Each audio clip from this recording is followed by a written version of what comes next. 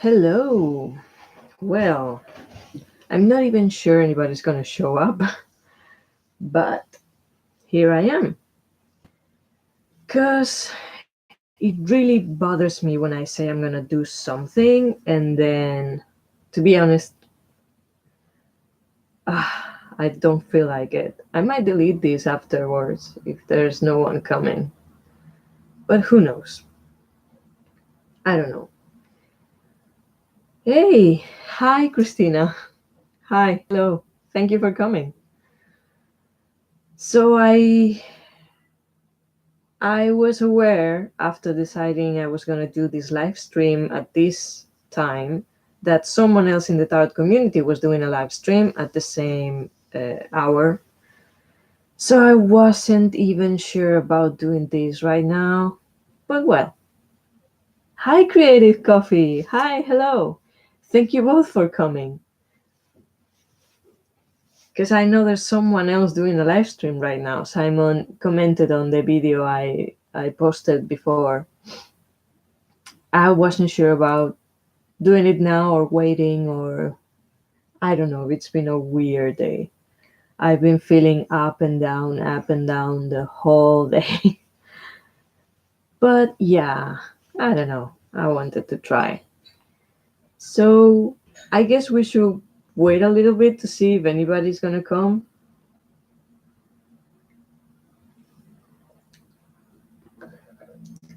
So how are you doing? It's only the three of us here. How it's been? How's your day been? Thank you. Thank you. This is gonna be just a random rambling about a lot of stuff. I guess I just wanted to connect with somebody. It's weird because these days I'm feeling like really like the hermit. Like I can clearly sense the calling of my shadow, like saying, no, come in, not out, it, in. You need to be in the shadow. You also feel tired, um, rough day. So I guess it's a little bit the energies, right? I'm not really an astrologer, but I can see it mostly on the tarot sessions. Like it's this year, last year and this year, it's really, really tough. Facing a lot of stuff and letting go stuff, then resting, then preparing the ground for the new. Hi, Rosa. Hola. Thanks for coming. Thank you, everyone. I wasn't sure if anybody was going to show up. Okay, so yeah, what I was saying, a little bit the feeling of the day, right? A little bit heavy, maybe heavy energy. I do feel the need to retreat. I don't know, to my safe space, my cave. Actually, these days it's a big holiday in my city. Not only the city, but the whole community. I don't know how to translate in English, but yeah, heavy energy for sure. So we have big celebrations the whole week. It started last weekend and it will finish this weekend. So it's really long holidays here, a lot of celebrations and, everything, concerts and whatever. I've never been really much part of the festivities, but this year especially, I feel like retreating all the way. Like I cannot even. um, so yeah, dealing with that, dealing with the calling of the shadow, resting, retreating. What else can we talk about? I was thinking about books. I'm really big on books right now. Like I'm losing a little bit of control buying books, I must confess. And I have a lot of books to read. Uh, what is being celebrated? Okay, so it's kind of like mostly it's like a Christian celebration. We have a Mary Virgin, like the what will be the translation in English? I've never thought about this. It's La Virgen del Pilar, which is like the Virgin of the Column, because there was a apparition apparently in the countryside or whatever, the mountains. Yeah, so a virgin appeared there, and yeah, we have a um, kind of a. It's a cathedral. I'm not sure if it's a. I'm really not into any of this stuff. So I'm a really bad guide about all these things.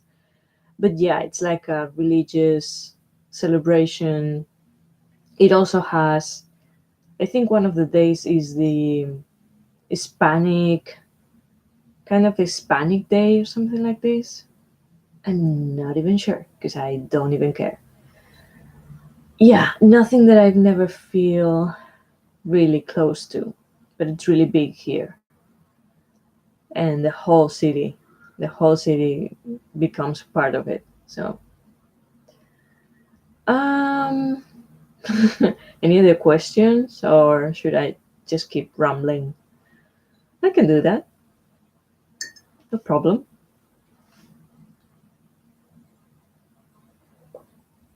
This is one of my Halloween last purchases.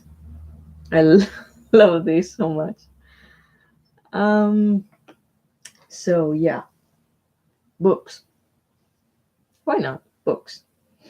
The last book finally. What books? Yeah, that's it. This is the one I just finished. What the fuck is tarot?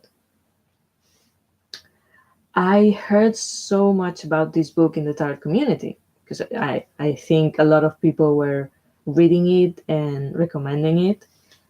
I have to admit I love it. It's really cool. I love the tone. Um, I'll get into that. Creative coffee. Thank you for the question. I really love the tone. It's it's raw, but at the same time it's really light. Um, for me, it balances. Right now, it's really important for me the balance between shadow and light. Big thing, big time. So I really like this tone because it balances both. It's raw, it's really honest and direct. I like that. And it's also kind of sassy sometimes, so it's fun to read. It's really true. It's true. I also found, I'm sure she's been reading tarot. Sorry, Baccara Wintner. She's the owner of the shop Everyday Magic. And apart from the fact that she's been reading longer than me as a professional tarot reader, I realized way, our, our way of learning um, tarot, especially as tarot reader, it's been quite similar. The experiences with the clients and everything. I really like it. Hi, tribal woman and Daphne. Hello. Thank you for coming. So yeah, I started with the books. This is the first one I was talking about. I just finished it. It's not too long. It's nice. It's nice length. It's quite easy to read. It has lovely illustrations by Autumn Witherhurst. No, Whitehurst. And yeah, it's kind, especially for the cards, but kind of like a modern. I'm not sure if the webcam, which is crap. My webcam is crap. Um, but it's kind of a modern take of the tarot cards, the major arcana. Yeah, only the major. The only thing I didn't quite like is just one minor thing, just one. When she talks about the court cards, which is difficult subject in tarot for a lot of people, also for me, sometimes on the readings, because you can see them as people, or you can see them sometimes as different aspects of ourselves. That's how I tend to read them. But I'm aware, and I know it's perfectly fine to read them as different people from outside of yourself. But the thing that I didn't like is the description of the Queen of Swords and the King of Cups, especially because it's really just one side. I mean, I understand the exaggeration of one profile, specifically one kind of profile for each card. Okay. Because it really gives it like she's describing like a real person, like someone you may know and you can recognize. That's fine. That I understand that. Um, yeah, Tribal Woman. Do you have you read the book? Do you like it? Because especially for the Queen of Swords, she describes her as really cold. You know, sometimes she's described as the widower or divorced woman, someone who has suffered. And yeah, I mean, I see that side of the card. Of course, I feel really connected to that card because she's kind of like my shadow. I'm a triple Pisces. By nature, I'm a kind of like a Queen of Cups or a Page of Cups, depending on the day. But my shadow, it's kind of like a Queen of Swords. It's both sides. So when she describes so harshly and so cold and so like a bitch, I think it's very unfair because everyone has a lot of sides, and it feels like she chose just one side of that archetype and none of the rest. And also with the Queen of Cups, I mean, with the Queen of Swords, I do understand that because of the description that we usually give her. But with the King of Cups, it's really like almost she describes him as absent, like an absent father, like emotional, unavailable, alcoholic, addicted. It's I'm sorry, but I have no clue. Maybe it's just me, and I've missed something, but I have no clue where this comes from. It sounds more like she has linked someone in her life with that kind of description with the King of Cups, and that's it. Maybe I'm wrong. I'm probably wrong, but that I didn't like. The rest of the book, it's fantastic. I really like it. So what am I missing? I have read the book, but so far I don't like it at all. Oh, oops. I mean, I'm reading it and I don't like it at all. I'm almost finished. I just don't relate to that book at all. Yeah, I mean, she has, for what I understand uh, from the book, she has had a tough life, hard life, and also a wild life. And that's something I don't have in common with her. But the way she, I don't know, the understanding after all that, and the way she explains it, I do connect with that. But like I said, I'm not sure she is completely. I mean, no one is completely objective, but in the descriptions, especially the descriptions of the characters, the card cards, it's a little bit one dimensional, maybe a little bit too specific. Maybe it came across like that for the book because she has to write something specific, but I don't know. The more rigid definitions of the card cards really throw me off, especially of how often they show up. I really feel like they need to be more pliable. Yes, Daphne, you are absolutely right. I mean, of course, the card cards are difficult, are really hard because they are specifically people, and people are not one aspect or one side or good or bad. We are everything, absolutely everything. And it changes by the minute. We choose what side we want to experience and show, and then people around us interpret that in their own way. So you cannot even control what other people see you as. It's really complicated. So of course the court cards are gonna be complicated. I think it's always useful to have like a basic, um, like a core, a basic meaning or a few ideas, but then you have to go with the flow. You have to open it, and I don't know. Yeah, it's never that simple, right? Yeah, she has, and I don't have that in common with her at all. Yeah, but other way, I mean, otherwise, up, up. My English, it's not good right now. Apart from that, I do really like the book.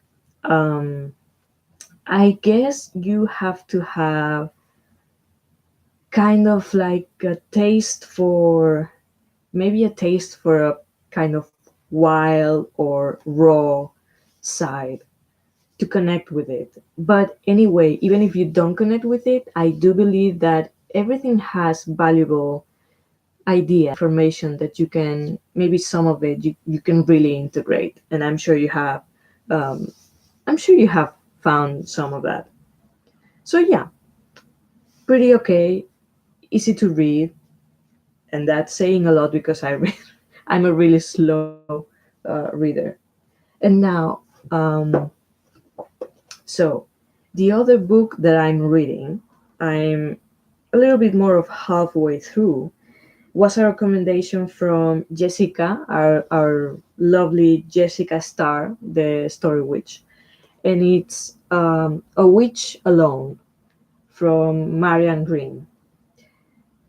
And I do like it. I loved especially the chapter about the god and the goddess. Don't ask me about it because I don't remember it right now. But yeah, it's nice. It's a nice reading. I'm really feeling the draw of the kind of witchy magical vibe. And I do have two more, well, three more books about witchcraft, and especially kind of going to the green witch way and a lone witch also. So yeah, I'm reading this one, and after this one, I'm really, really eager to read this, which is Green Witchcraft, Volume 2, from Anne Mora. And it's about balancing light and shadow. As I said before, right now for me, it's really big, this light and shadow thing. It's my moment to do this now. So I cannot wait to read it. A while before buying this one, I got this one. It got lost in the mail here in Spain, the Green Witch. Also, a big one on Instagram and on social media. Lots of people have it. Lots of people talk about it. I haven't really heard much about it apart from Jessica's review of it, which it wasn't very good. Like she gave it away, actually. And then I got it finally. The local postal service find it and send it to me. So yeah, beautiful, nice edition. Little weak on the ink.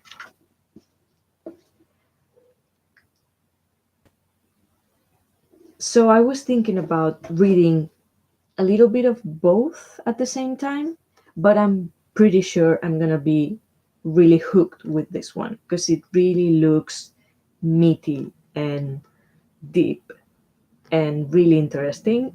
As for this one, it looks more on the superficial side. Good looking, attractive, good for pictures, but I don't know. Yeah, I'll give it a go for sure. I'm sure I will find something interesting, and if not, it looks cool on the shelf. right? But yeah, this one, it really looks fantastic. The thing that I'm gonna read, just for the ones who are interested. What did I miss? I have the Greenwich Tarot. I love that deck. Yes, I saw when I was looking through this one, I saw she, because I didn't connect the dots. I didn't connect them. So yeah, I saw there's a book, uh, Tarot of the Green Witch. And I googled that, and then I realized the Green Witch Tarot was also by her. So, cling, cling, cling. Lovely. I don't have that deck, but I'm sure I will get it somewhere along the line. I've been curious about Anne Moore's books for a while now. I saw the first one of these. I know there are 3 volumes, and then she has some other books. One about the moon. I think it's like working witchcraft, working with the moon, something like that. I'm not sure now. But when I saw, and I was thinking about getting the first volume, of course, but I do have some other books with the basics about witchcraft, and I know this one is about the Green Witch. But I have the Green Witch book too. Sad that it's gotten bad reviews, but I'm sure there'll be something interesting in there for me regardless. This one. Ah, no, you mean the other one. Oh, sorry. Book two, not. Oh, sorry. Yeah, I know. I know about the. Yeah, that's what I think. There's always. Yeah, the other one. I'm slow, sorry. I'm sure there will be something interesting in there, for sure. Yeah, we just have to give it a try. But for me, this really called me. Like, really, really, I was really drawn to this one. And just the first page, right here, it says the divine power in darkness. Green Witchcraft 2 reveals many techniques for working constructively with the dark aspects of the divine. How can you use the dark as a positive force? Here are 2 possibilities. Dark energies are strong during the solar eclipse. Green Witchcraft 2 explains how to connect with the energies at this time to honor ancestors, visit with the spirits of the departed, charge magical tools, clear away anger and hostility. I do really need that. Not about the hostility, but I do feel the kind of a shadow of anger and anxiety. And even to overcome your fear of death, so that when the sun reappears, the light will shine within you as well as upon the earth. That is the solar eclipse, and then the lunar eclipse can convey you between worlds and help you find a companion from the other world. This looks really interesting. Working magic at this time draws upon the power of the goddess as a transformer, who can change your visions into reality. Perform a ritual to tap this power as the moon passes into darkness. The crown gathers your wish. As an emerging sliver of light appears, the crown passes your wish into the arms of the maiden. And as the moon is revealed once more, the mother gives birth to your desire. Green Witchcraft 2 describes many other ways you can connect with dark energies to release deep-seated fears and blocked emotions, achieve your goals, enhance your spiritual and magical practice, and align with the cosmic balance of the universe. If that doesn't inspire you, I don't know what will. I just loved it so much. Oh, I can't wait to read it. But I promised myself I will finish this one first because I have a pile of books that I started and don't finish. So, what do you think? That sounds great, right? It does sound great. I love it. Um, and what else I've seen? What is green witchcraft? And there's a meditation. Who are the goddess and the god? There's a few. In each chapter, there's some ritual and some meditations as well, and spells. Yeah. Who are the goddess and the god? The god, yeah. Who are the elementals? What are the dark powers? How are the dark powers used? How is the Celtic Ogham used in divination? I do have a few books with the Ogham and a few decks, and I haven't studied yet. I'm the worst. What are dark power herbal magics? So you have also the Ogham, you have herbs, you have stones and crystals, and then what are green witchcraft meditations? What about familiars and the tarot? Haven't looked at yet. Dedicating a familiar, there's a ritual, an elemental tarot spread. There is a lot of stuff and it sounds fantastic. And I've heard a lot of good stuff about Mora, so I'm sure it's gonna be great. Um, I find the Green Witch book very interesting. Well, I do believe each book is gonna reach a different target, right? So sometimes when I encounter something that it doesn't sound very interesting for me, I do appreciate that for some people it may be like a bridge from where they are and why they what they know or what they believe to somewhere else. I don't know if this is the case. Maybe it's not applicable to this, but I've been trying to do my African traditions to get more connected with my roots, even though I do have other roots as well. Wow, how many roots do you have?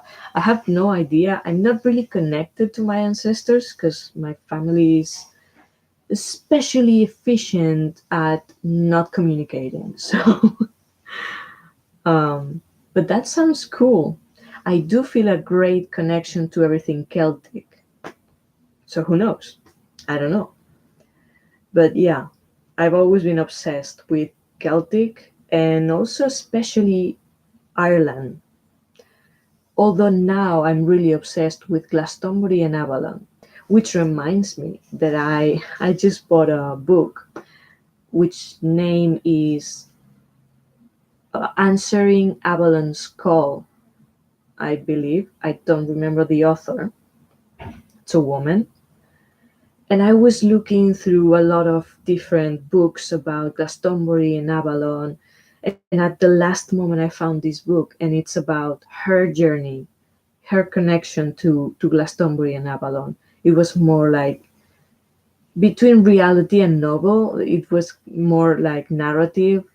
And I thought, ooh, this looks really special. So I got that one. And also one about the Dark Goddess, connecting to Dark Goddess. I don't remember the author right now, even. But oh, is it okay? Trivial woman, your computer froze. Everybody can still hear and see me? Hmm. I have ancestry all over the world, but I have 48% African, so I figure I will stick with that one. Well, it that's great. It doesn't even matter the percentage. If you feel connected to it, yeah, that's really cool. Really interesting. I don't know much, to be honest, so I cannot really comment. It's okay for me. Kind froze once, but not bad. Okay. I don't know if it's my connection seems okay, but yeah, who knows? Also, another thing, I don't know if you guys upload things on your YouTube channel, but I've been struggling for the few past days. I cannot upload anything. Like, I could upload from my phone if it's under a minute, but I recorded the tarot readings for the zodiac signs in my Spanish channel, and the last three I cannot upload for the life of me. It goes to 95% and then it froze, and there's nothing I can do about it. Just delete it.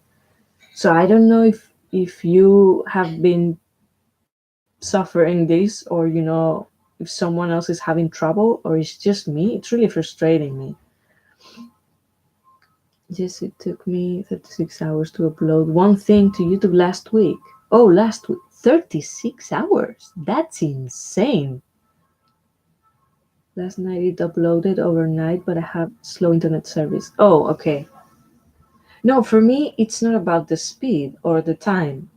It seems to be uploading normal, and then I go to check, and it's stuck at 95%, and it's just frozen there. When I try to go to the edition, doesn't let me do anything. So the only thing I can do is let it there or just delete it. So but it has to be YouTube, right? Or maybe not just YouTube. The energies are really weird, really, really weird. I had that happen also, and I had to start over. Yeah, the first time it happened to me, I restarted the computer and it happened again. Then I took the file to another computer and it did the same. So I was okay. It's not the laptop, it's not the file either. It has to be YouTube.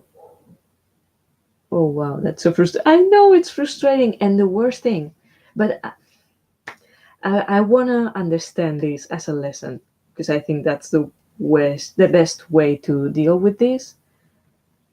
Yeah.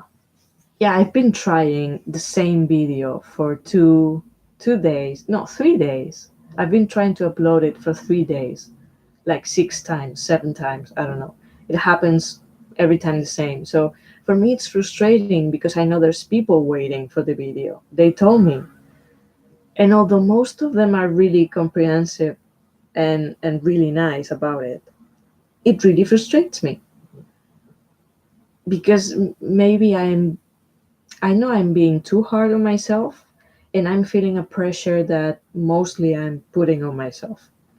But it's really hard to shake it when you're trying to do something and you can't.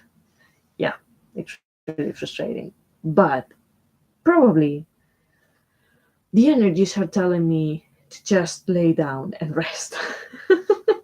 Maybe that's what we need to do. Just rest. Yeah.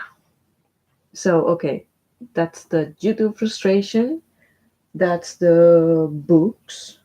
Oh, another book that I got recently, and I really like. I mean, this book is a little bit like the Green Witch, like Instagram material. This one even more because it's so gorgeous. Don't know if you have seen it, but oh my goddess, it's just it's not gonna show on camera, but it has like a metal, shiny glimmer all around. Yeah, I think you can see it there. I love this book. Yes, it's really worth it. Only if you love this kind of subject, okay? Because the only bad thing about this is that the text, the actual information, it's really, really short.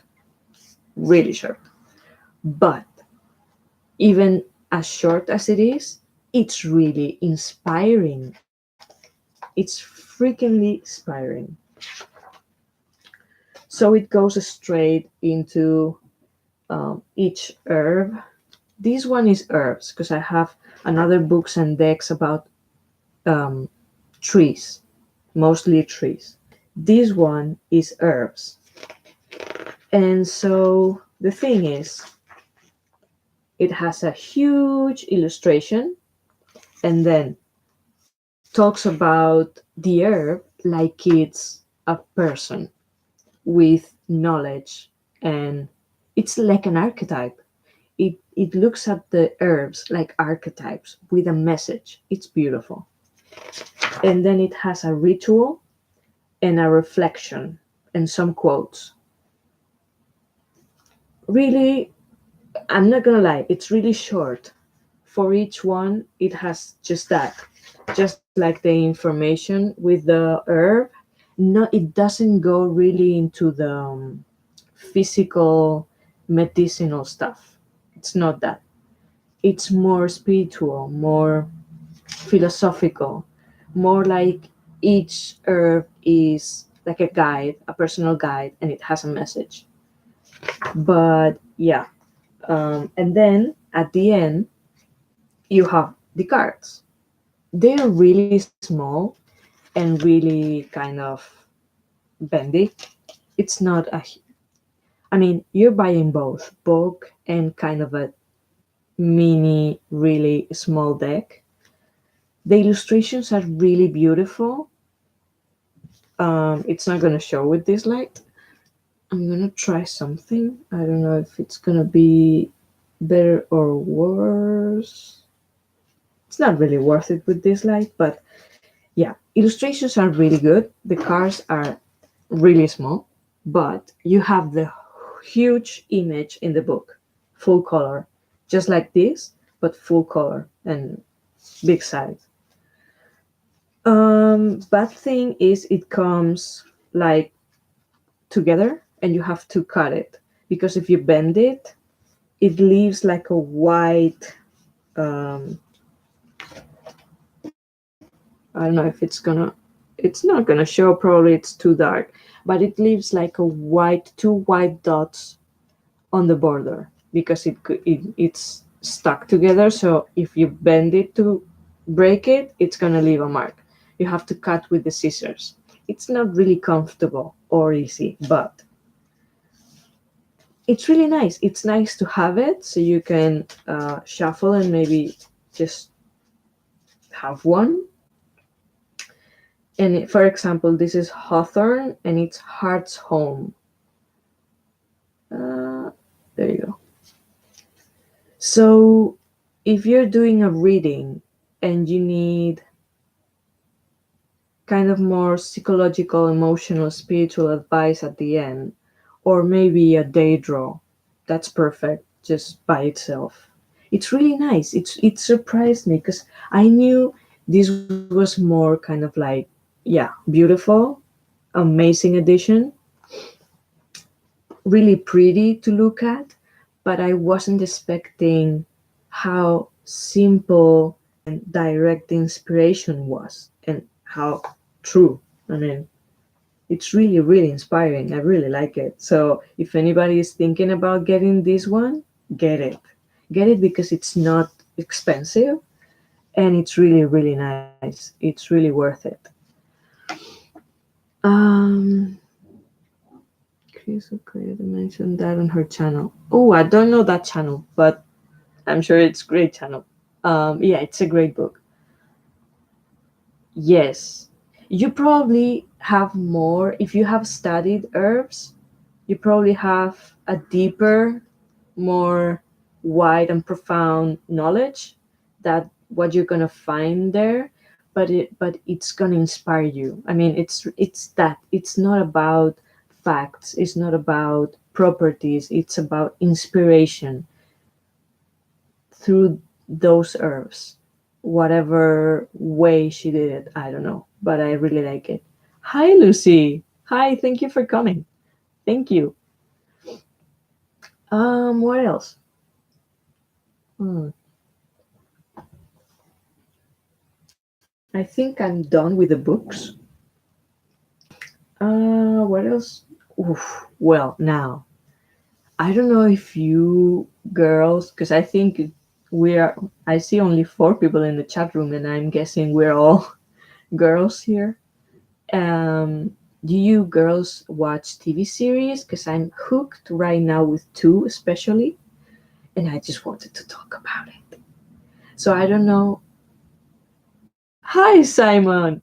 I guess the other live stream ended, so that's why you two are here. Thank you. I'm really glad you made it. I already talked about the books. TV series, yes. Okay, so first I will start with A Discovery of Witches. Anybody knows that one? No, that's okay, Lucy. I mean, I understand. I had the idea of the live stream in the morning, but for sure there's going to be more people doing live streams, so it's perfectly fine. I'm really glad that you made it. So yeah, A Discovery of Witches. I have 3 episodes to catch up on. I already watched them like 2 times. Like the other yesterday, I did the 4 episodes all together. Ay, for me, A Discovery of Witches. Yeah, these are. This is a book. Discovery of Witches is a book. It's a trilogy by Deborah Harkness, and it's called All Souls. And the first book, it's A Discovery of Witches. Then is The Shadow of the Night, and then it's the Book of Life. And it's a world. It's our world, real world, but there's witches and vampires and demons, which are not demons like it's diamonds, and they are supposed to be like kind of like genius, half crazy people, like eccentric, crazy. Well, they look normal, but they're supposed to have this weird kind of vibe, you know, like eccentric artist, and some people go crazy and all this jazz. Diamonds got it, yeah. Because I explain this because in the series they say demons and it sounds like demons, and it has nothing to do with that. But yeah, I've seen that title but never knew what it was about. It's really it's really cool. I mean, it's really like real, very real. It doesn't have a lot of fantasy. It does have magic, and of course they are vampires. You have that uh, periods and periods of time to get up, like have a lot of material in there. So that's fantastic.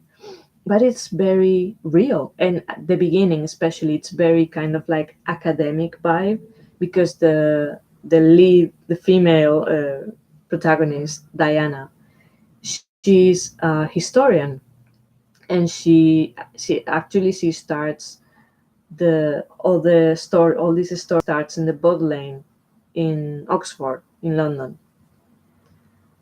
And the vampire, the male protagonist, and also love interest, of course, um, he's a scientist.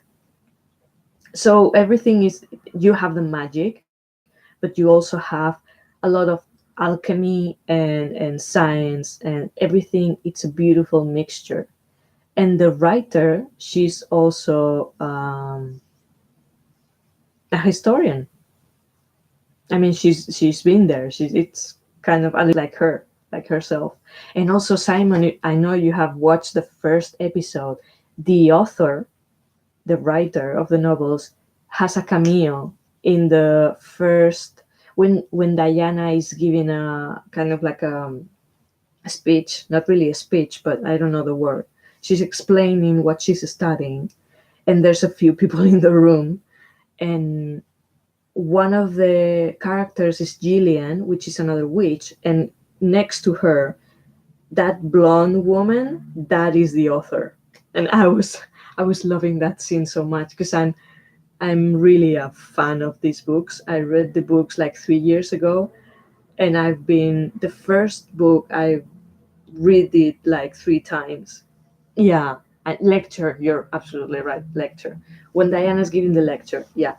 So that blonde hair, the woman with the blonde hair next to Gillian, that is Deborah Harkness, and I was loving it so much because she's been completely involved in the series, like with the scripts and in the shootings and everything. There's pictures of the actors with her. It's so lovely. I mean, she's really lovely. She's really nice. And the story, although it has a romantic, of course, a romantic thing between them, but yeah, I can manage. I mean, I don't like romantic stories at all. I used to when I was a kid. Mm-mm, life took me out of that.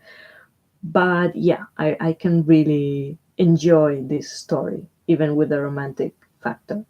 And the series, this is kind of hard because it's the first time that happened to me that I was a big fan of a series of books and they got translated into screen. So For me, this is history for me. I really love it.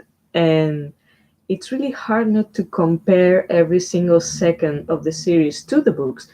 But the beautiful thing is that as much as they had to let out of the series a lot of material. If you like the series, go buy the books, go read them, because there has the same vibe. It's the same. The essence is there, but there's so much more. For example, there's a big thing between them also with wine. The author really likes wine, and Matthew Clermont, the vampire protagonist, he's really big on wine. He knows a lot of stuff. So there's this thing also that you cannot see in the series because there's no time. The pace is so much different. The series it's so fast, and the first book it focused on Diana and Matthew specifically, mostly on Diana. Then there are some chapters through Matthew's eyes, but in the series, the beautiful thing and amazing thing they did, it's only 8 episodes. This first season, I just hope there's gonna be a second and a third. Please, they have to do all the books. I'm praying. The name of the books. Okay, so it's the first one. It's A Discovery of Witches. The second one is The Shadow of the no, The Shadow of the Night. Wait, because I have it in Spanish, but yeah, it's The Shadow of the Night. I think if you search A Discovery of Witches, it will link it to the other ones. And the third one is The Book of Life, which is the big like close of the trilogy. Although there's a new book I already got, which is Times Convert. It's the story of, well, it mixes a lot of different stories, but it tells more about Marcos, which is one of the characters. Simon will know what I'm talking about. Yeah, and some other stuff that I cannot say because spoilers. Oh, you're welcome. If I can make someone else read this book, I love it. I really love it. It's good. I think it's good. And so the series. Oh, it is. The thing is, I watch the episodes almost without breathing because you are recognizing everything from the books, and it's like it's happening. They are alive. And Matthew Good, he's I mean all of them are fantastic in the characters, but Matthew Good as Matthew Claremont, I know it's the attractive vampire. How typical, but he is so perfect, so on point. How he talks in the library, half whispering. Oh my goodness.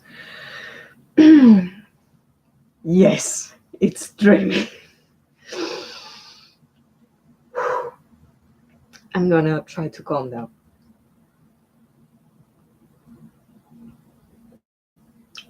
I'm sure you're all laughing. That's okay.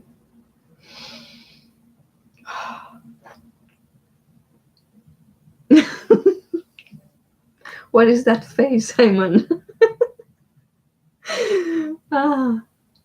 So yes, so they already we already have 4 episodes, and it's getting more and more and more intense. Mopping my bro. Ah, yeah. When I started reading the books and I was really hooked on the books, I went online because I was curious to see if there was a fan base. I was like, come on, this is too good. There has to be a fan base. There's a fan base for everything.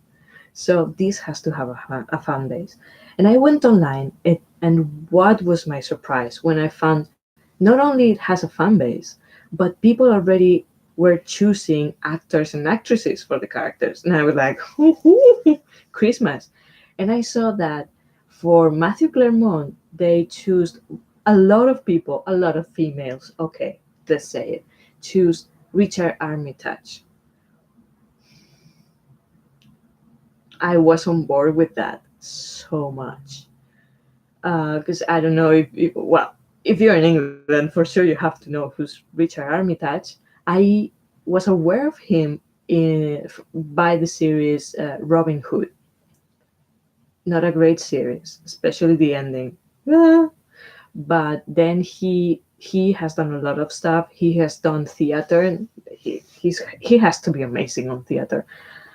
I cannot go see it, but then he went on joining the Hobbit cast from Peter Jackson, and I was so glad to hear that because I knew that man was great, and I was hoping for him to have like a big great breakthrough. And this movie, of course, has a international platform, so that was great. It's honestly been forever since I've been interested in a TV series. I'll definitely have to check it out if I can. It's he's gorgeous. I remember him from the Vicary of Dibley. Yeah. Ooh, the Vicary of Dibley. I watched that on YouTube, and that's great. It's really funny, and the episodes that he's in, those are great. Those are really good. Not The Hobbit. Oh, I'm sorry. I do like The Hobbit.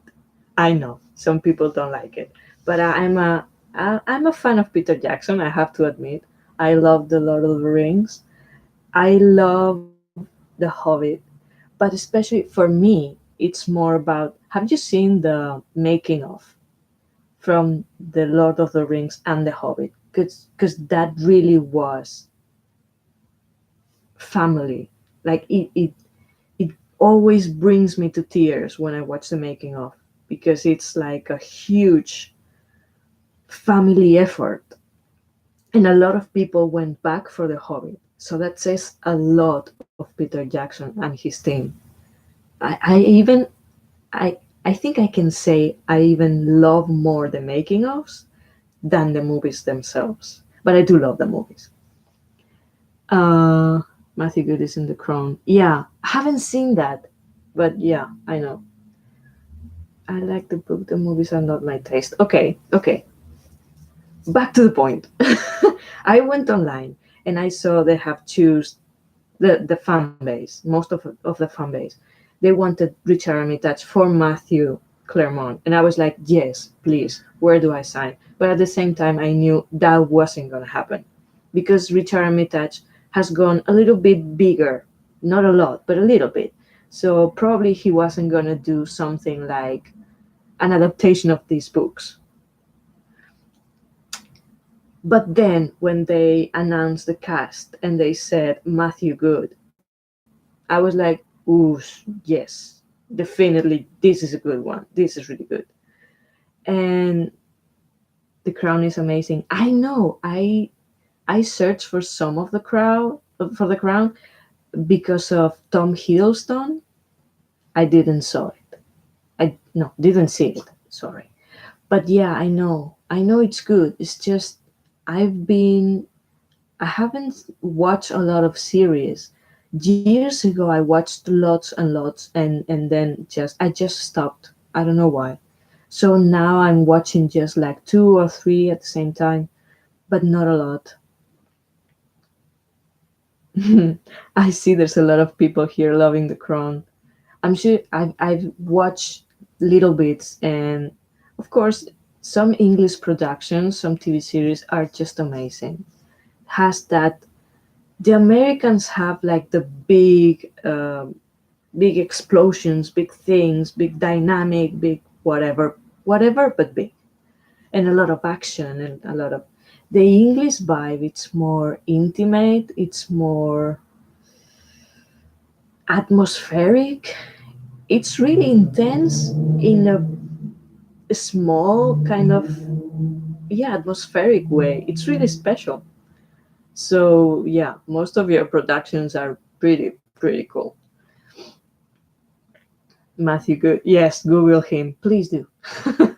And he's also he was in a TV program about wine, ironically, before doing Discovery of Witches series, where, as I said, you don't see it in the series, but he's supposed to be a big, big expert on wine, if only because all the decades of wine that he has tested. What's that sound? What sound? What am I missing? I'm not sure who Matthew is, but I hardly even watch TV. This wasn't a great one. Well, that's okay.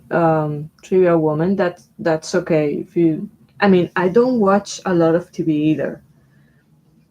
I'm very, very selective. And if I'm honest, what I watch is just a few series or a few movies online. So I don't watch just a TV program that we have here in my community, in my city, that it's about hiking here in this through the mountains and everything. And I love that. That's mostly all I watch on TV, really.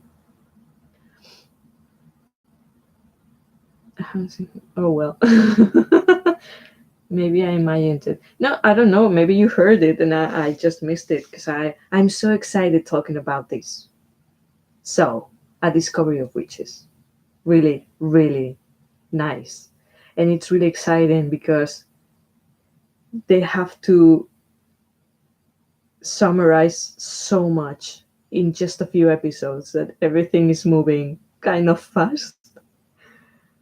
And I know what's coming next, so it's not happening exactly the same. Oh, and another thing I was saying before, the first book especially, it's through Diana's eyes and a few of the chapters through Matthew's eyes. But in the series, they managed to add a lot of different, because there are a lot of characters, lots of them, because we have vampires with different covens, and we have, no, sorry, witches with different covens, and vampires, there are also different families or characters, and the diamonds also. So it's kind of like a whole world. You have different stories, and it's not only focused on them. They show us a lot of stuff that you don't necessarily read on the books. You know, there's stuff happening, but it's only mentioned. And in the series, you actually see the other characters that are around them. What are they doing? Where are they? It's so much. So many more dimensions. It's fantastic. There's one thing I didn't get, Andrea. Okay, ask. I don't know if I can answer, but yeah, ask what it is. Like someone dragging a chair. It wasn't me. I don't know. I don't know. Did the information from the book absorb into her through her hands? No, no. Um, I don't remember. Spoiler alert. Yes. Oh, you're right, Lucy. I'm sorry, but it's a really small spoiler. Forget it. This is only for Simon. I'm not gonna get into specifics. I know. I don't want to spoil anything for anyone. But no, in the book, it's a different rhythm on that scene. It's a little bit slower. She does see um, the magical vibe from the book. I'm not sure if there's any, maybe, but it's nothing. She didn't observe anything from the book. It's just a connection between she and the book. This is almost the beginning of the story, so it's not a huge spoiler anyway. It's just the beginning. Maybe it's a ghost, a ghost dragging a chair. Yeah, sure. I Do you mean that? Might be, might be my mother in the other room. It looked like it went into her. Yeah, I know. But then if you notice, then it goes out. So I think it was just to show the connection, because obviously it's a very special book. And I'm not going to say anything else. So no, she didn't observe anything, but the book is a big kind of important thing, and there's a lot of other things that will develop, and they will know by the end of the first book. They know much more about the book. It's very big on the story and very special. Yes, everyone wants it. Yes, because it's very special for all of them. So there's a lot of interest about that book, and she finds it. Well, she calls for it, but as a normal research of a historian. That's it. I'm not saying anything else. You have to watch and read the books. Not that book in the series, because you cannot read that book in the series, but you can read the books that are made in the series.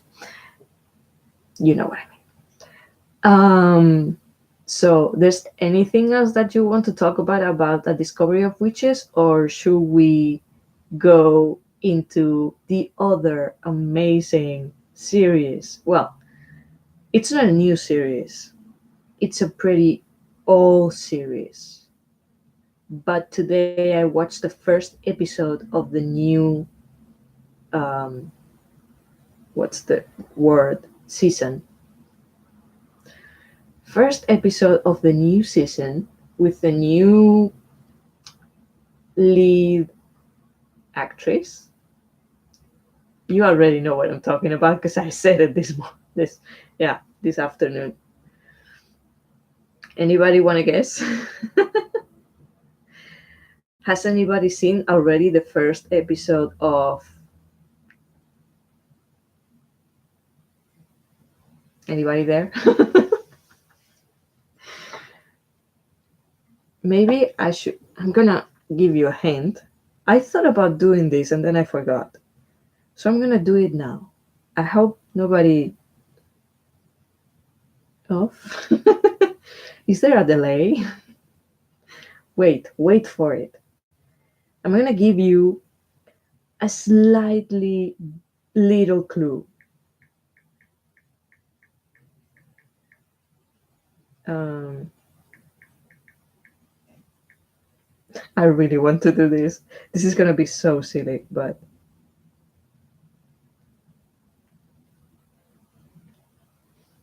Hay gente a la que cambiar no, sus cenizas le cambia la vida. no. This is just Como Laura. this is fantastic. Fucking ad.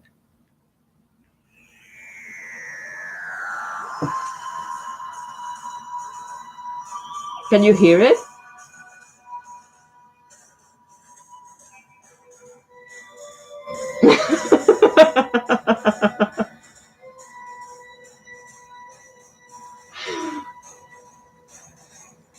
No, the ad wasn't the clue.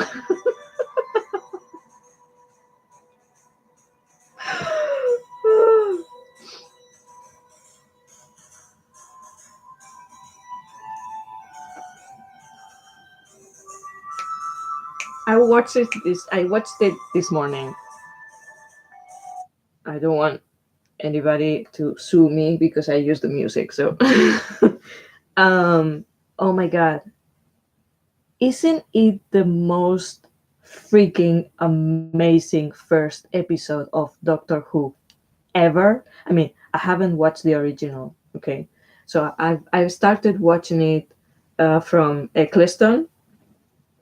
Ooh, almost out of battery. Very good, Andrea. Um. Uh. So yeah, I start watching with Eccleston, and then I fell in love with David Tennant. I'm a Tennant girl.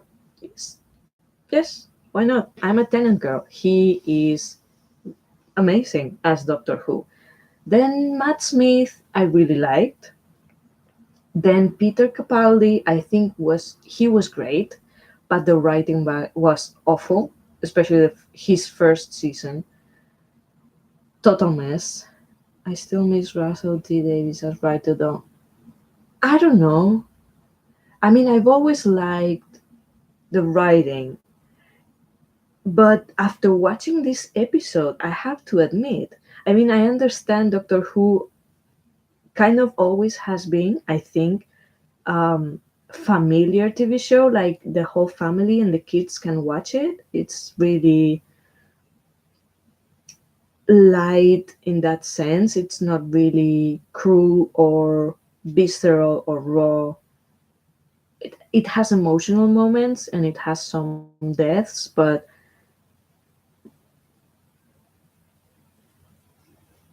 I didn't like Peter Capaldi. Stop watching.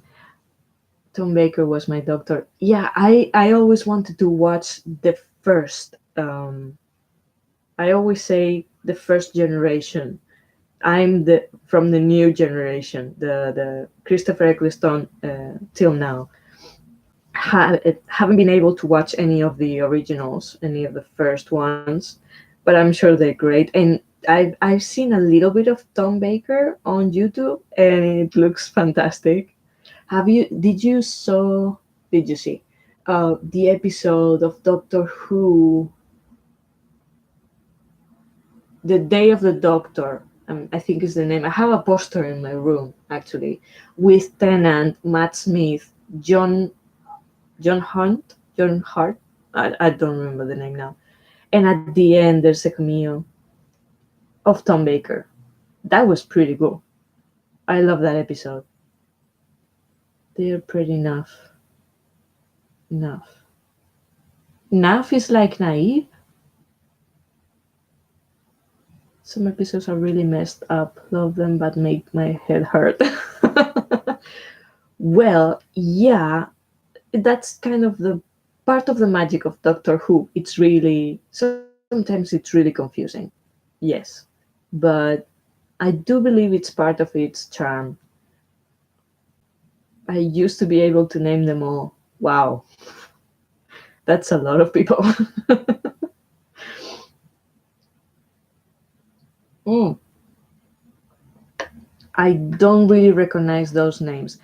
I've seen pictures of all of them, so I seen images of all the doctors, but I don't really connect the names with all of them.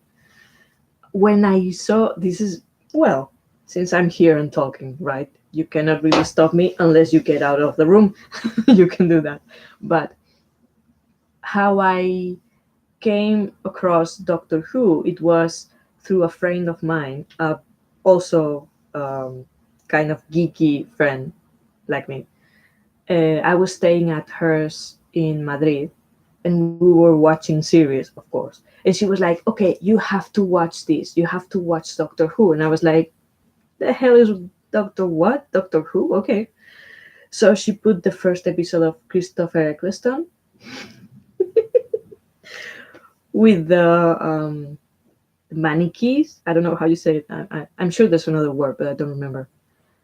That the first episode of Christopher Eccleston, it's so kind of silly and surreal. And I was like, what the hell am I watching? And it finished the films. There's more than one. I've seen one film because when the series ended, there was one film, the last Doctor before Christopher Eccleston. Are you talking about that, Simon? I loved Father's Day with Chris Eccleston. I'm not sure about that, but yeah, after watching the first episode with Christopher Eccleston, I was like, I'm not sure what the hell I just saw. And my friend was like, no, wait, you have to just watch the second one. And I was like, okay, whatever, I'm here. So we watched the second episode and I was hooked. I was like, okay, this is kind of really cool. I've been trying to get into Doctor Who. The episode I've started with is the same one you're describing. Okay, have you seen the second one? Watch the second one because it gets really better. I promise. Because when I saw the first one, I was like, "The hell is this? Are you serious? Is this real life?" I liked Christopher Eccleston, and I thought it was interesting the role, but it was like too surreal, like, and a little bit silly, and the special effects.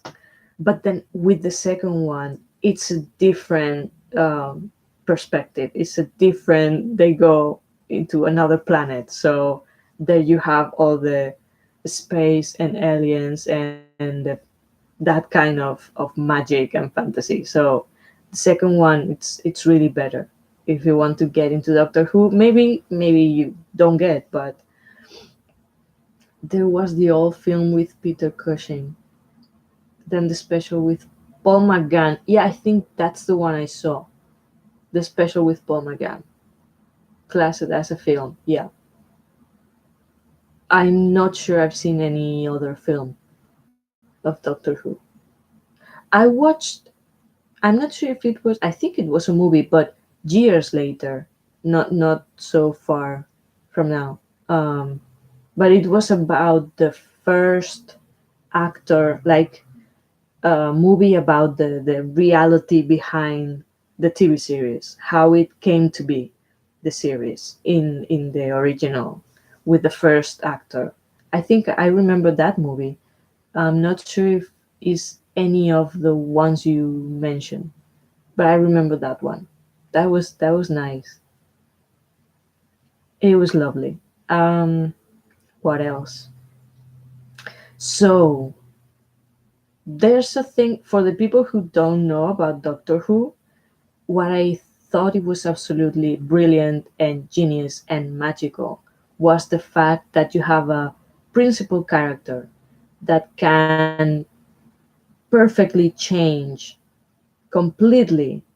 You can put another actor in the role, and the story, the character, everything keeps going and keeps working. If the writing is good, of course, but that's fantastic. That's amazing. That's forever. That's eternal. If you have a good idea, good concept, and you have good writing, good stories, and you find a nice cast, that shit can go forever. And I thought that was kind of magical. But there's a catch to that. Bradley Walsh as a companion will be interesting. Bradley Walsh, I don't know the names yet, but I'm gonna give it a go and say it's the all white guy because it kind of looks familiar, but I'm not even sure if I've seen him in anything. Is that one? It's like I'm guessing it might be someone good known in England. Yeah. No, that's a spoiler. Simon, no spoilers. Do you remember River Song? No spoilers, sweetie. No spoilers. It's okay. Um, he's a comedian and quiz show host. He kind of looked like I don't know. He looks like in his younger years, he looked quite nice. Maybe, yeah, I don't know.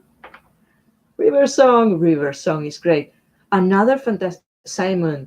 If you're a Doctor Who fan, you know River Song, and you also watch A Discovery of Witches. You know we have an actress there. I was so excited when I hear about, and of course I forgot her name.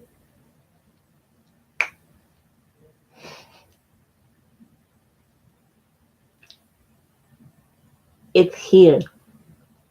It's here. I cannot remember. Alex Kingston or Alex something like that. Oh, I love her.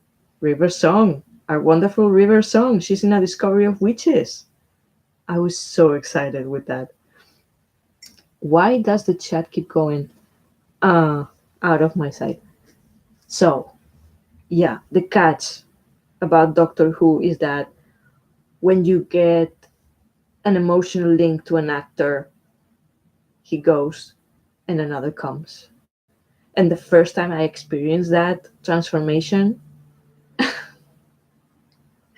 from Christopher Eccleston to David Tennant, I was literally like Rose's character in that moment. Like, who are you? No, I want the other back. I don't know you. Who are you? It's so weird and it's so intense and so emotional. It's really interesting. Epic moment. Oh, the transformations are really epic moments. I could spend the whole night talking about this. 10 was awesome. Yes. I do admit at the end, I love David Tennant, but his doctor was kind of like a drama queen, a little bit. Because I mean, that by now mythical last phrase, it was very, very dramatic. You can see he's a theater actor because that was really, really dramatic. I could cry when generated to Matt Smith. I think I did cry. I think I did spill some tears. But I do like Matt Smith. I think the first episode of him with the kid, that was a great entrance. That was really clever. And he was really nice. He was good. I think the people that like Matt Smith in that moment we were sold. I believe that. Hi, Red Moon. Thank you for coming. The crack in the wall. Oh, that's right. I forgot about that. Yeah. Matt Smith was interesting, different, but not too different. Younger, which I know was new for Doctor Who. For me, the problem was from Matt Smith to Peter Capaldi, not because of the actor. Not at all. I think he was a great I think he's a great actor and he did a great job, but the whole concept of him from minute one was so wrong. Like, I know when doctors change from one to another, it is confusing for them because they are transforming, they are a new person. It's really fascinating, the concept. And also in the new episode, the last episode of the first episode of the last season, the new season, it's amazing how they managed to. There's a lot of action, and also there's a lot of explaining the basics. So if you've never seen Doctor Who and you watch that episode, that's perfect because what you understand everything. You don't need to know more. Instead of when I watched the first one for me, I mean, it was really simple. It was much more simple, the story and everything. But you don't have so much detail about the character and about the story itself of the character. As a kid, we started with John Pertwee, but Torm Baker was my fave. So when he switched, it was like, no, I know the feeling. I know, I understand. My sisters remember John Pertwee. I don't remember Tom Baker. We had reruns, so they will play it every night. Yeah, because of course we don't have Doctor Who here, which is a pity because it's a really good series. I'm not sure here in Spain for some reason we are not big on supernatural, fantastic stuff. We are more into comedy, but like everyday, normal, misunderstanding comedy that we have some good comedy series, but some other I don't like these typical misunderstandings for comedy. I can't. but we are not big on supernatural or fantastical stuff, and it's a pity because it's a great. I mean, I love it. I'm a geek. What happened? Um, Plus, my parents taped them all. Ooh, clever parents, Keegan. Yes, I have been watching, but this new one really helped explain a lot, right? The way she is, I mean, she's amazing. How good is it that it now? I mean, all the men are fantastic, are great. I love men. That's good. That's great. But oh my god, a woman! It's so amazing, and she's so good. I've read some comments about comparing her to David Tennant, like a little bit Tennant, but I don't think it's fair. Not because the comparison, but I do think. I mean, David Tennant in the new generation, he's been huge. Like his Doctor, it's kind of like, yeah, we're gonna automatically, most of the people, most of us are gonna compare everything to David Tennant, which is not really fair. And I'm not sure about the original Doctors. I'm sure at the beginning it wasn't like that. Now we are used to a doctor that it's a little bit eccentric, a little bit crazy, um, like really changing from one moment to the other and speaking really fast and saying a lot of crazy stuff. But I'm sure at the beginning the doctor wasn't like that. He was like a really, I don't know, like serious, composed grandpa. That was the first one. So I'm sure at some point it changed it. I'm not sure. I'm sure all of you know it better than me. But now we are used to that. So unless they think about a very radical change, every person that's gonna get into the character, it's gonna have a little bit of that. I don't think it's fair to compare it to one actor in particular just because he was like very big on the character, or for the public. Mr. PC was messy for me. Oh, Lucy, you had problems with the. Okay, I missed something, obviously. Uh,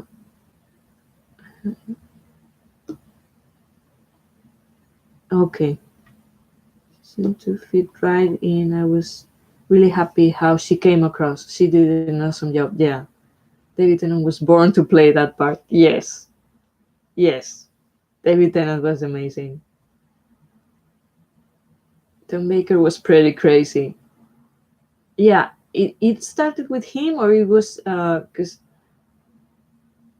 I'm not sure if it was him or someone before. Mm, Donna Noble is great. Come on. No, don't run and hide. I am with you completely. Completely. I mean, Rose was great. And the chemistry between Rose and the doctor, that love story, great. Then came, well, something happened, and then came Martha. And Martha was a beautiful, intelligent, clever girl, but she was completely in love with the doctor. The doctor, and I suffer so much with that story. I can't. Then came Donna, and she was like, there was no kind of love interest at all. And they were just like pissing each other off, like brother and sister. So much fun.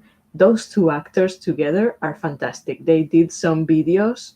You can watch them on YouTube, like music videos. Um, there was one, I don't remember the name, but they were mimicking the actually the creator or the director, Russell. I think it was Russell T Davies and some woman from the. I don't remember the names. I'm sorry, but they did a video so funny singing like them. That was kind of crazy. But those two are kind of like comedic genius. And when they get together, that's magic. Those two are magic. Hey, Zach. Hi. Never watched Doctor Who, probably never will, but it's good to see they finally put a female doctor. Right, right. Give it a go now. Try. It was one of the things that really surprised me with this episode is that it looks like a fucking movie. I mean, I forgot for a moment that I was watching Doctor Who. Not that Doctor Who is bad, but usually it has like a little bit of cheesy or B series kind of science fiction. Just, but this one looked like a science fiction movie. Like I was watching a movie. It didn't look like an episode. So it's pretty cool. I hated Rose. Poor Rose. It's been a while since I haven't watched those first seasons, but I kind of like her. Yeah, someone agrees with me. Of course, Simon, we agree with you. She just annoyed me and they play up the love story angle too much. Um, okay, it's been a long time. I don't remember it being too much. I do like how the. Uh, Come on. It was really dramatic what happened between them, but then later on, they closed the story in a beautiful way. I really like that. So, now I'm thinking about Batman versus Superman. Martha. Okay, I'm lost there. They did play together in the West End too. They are great friends. I wish I could watch all these people in theater because that has to be amazing. Is that the same actor that was in the series Queen? Um, are we talking about David Tennant? Queen. Um, I don't think I've seen anything of that series. The Crown.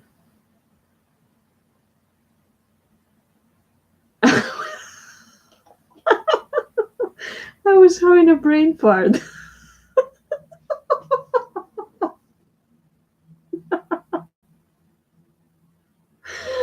I love that, Crystal Mama.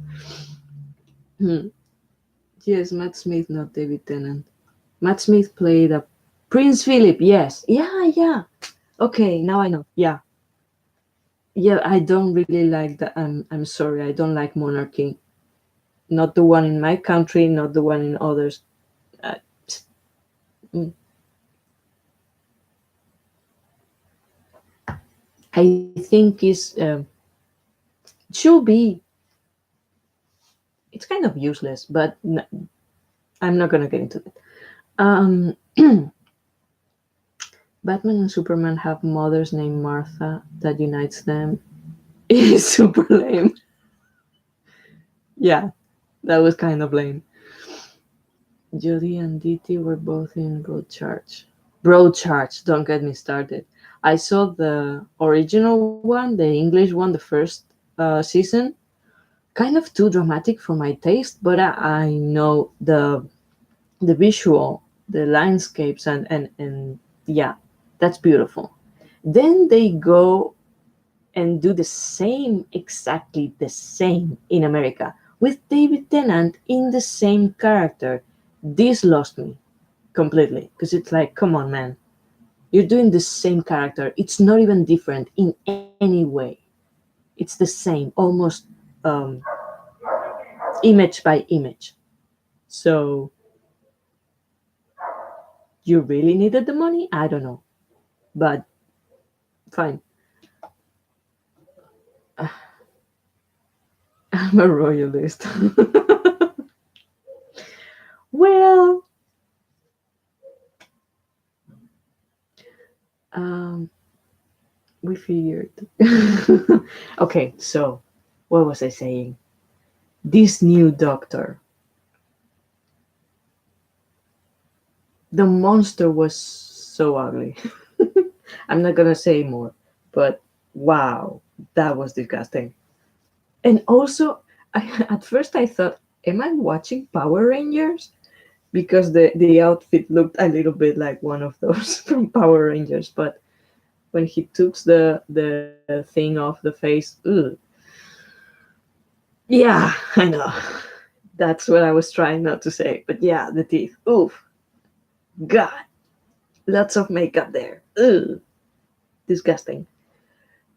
But um, what really surprised me, apart from how good it was, how good was the developing of the story, the rhythm of it, but especially her doctor, how she gets introduced, how she navigates. Because what I was saying about Peter Capaldi, he was really good. I really liked him, but when he enters the character, what the writers wrote for him was like an old man with amnesia. He didn't really know who he was, but to a point that it was annoying and confusing for the companion, which was Clara. And we see the doctor most of the time through the companion's eyes. So if she is kind of like extra confused and uncomfortable and distant, it was like the connection between them was completely not just broken for a moment, but completely destroyed. It was too confusing. It was too hard. And then how they wrote the character, the doctor, was like really hard, hard with her. That's how I remember it. Maybe I'm wrong. So it completely destroyed the relationship between him and the companion. And also, what I found it was a proof that it was a big mistake is the fact that the other doctor has to call the companion to please ask her to be him, to give the new doctor a chance. So you are forcing not only the companion but the public to give the new doctor a chance. There's a problem there, right? Or it's just me. If you have to ask for please, give him a chance, maybe you're doing something wrong.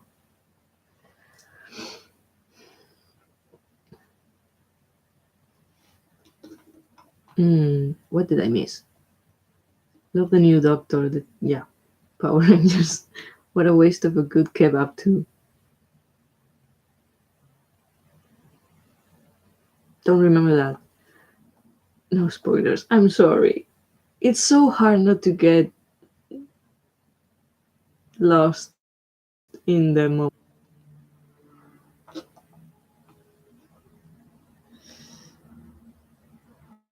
I didn't say that. I didn't say that.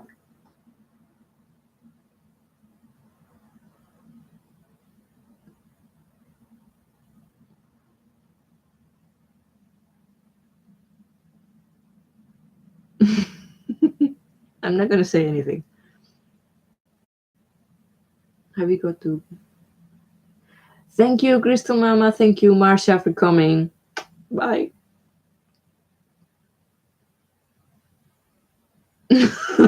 Zach, Zach just doesn't care. Don't knock it until you try it.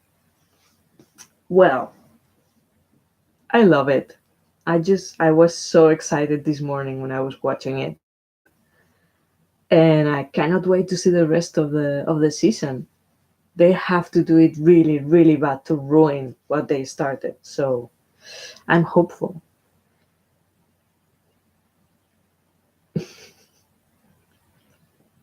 Oh, Zach, kind of the troll now. Have tried to say you don't like. Well, I've heard that a lot, and sometimes if you don't like, that's fine. That's fine. I feel it's back on track. Yeah, yeah. I do think it's back on track, and not only back on track, it's like it just blow the roof. It completely blow the roof, and it's so special in so many ways.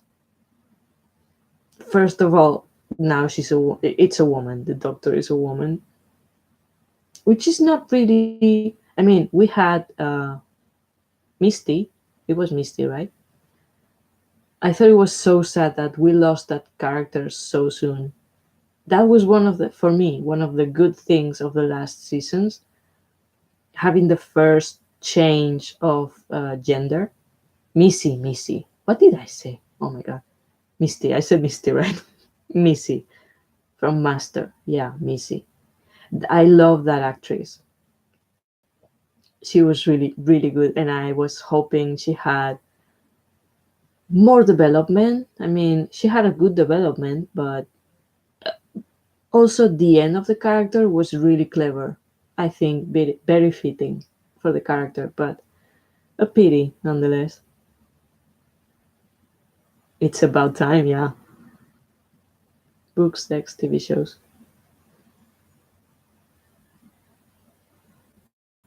movies. There's just too many other TV shows.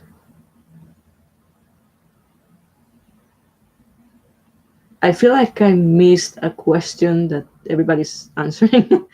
How many episodes in total? Which one? What do you mean, Lucy? How many episodes of Doctor Who?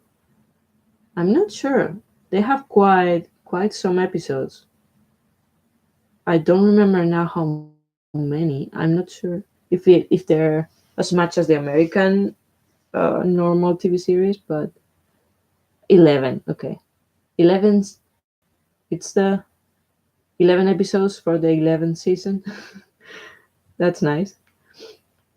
It's no, not a lot.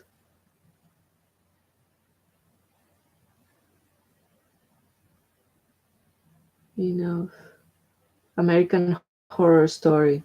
I started to watch the first season years ago. I couldn't keep watching. I don't know.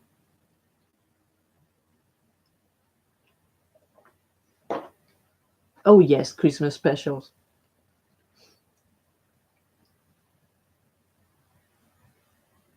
11 there, and it's, oh no, this is it. Oh my god, I'm not reading it correctly. This is season 11. Okay, I thought there were 11 episodes.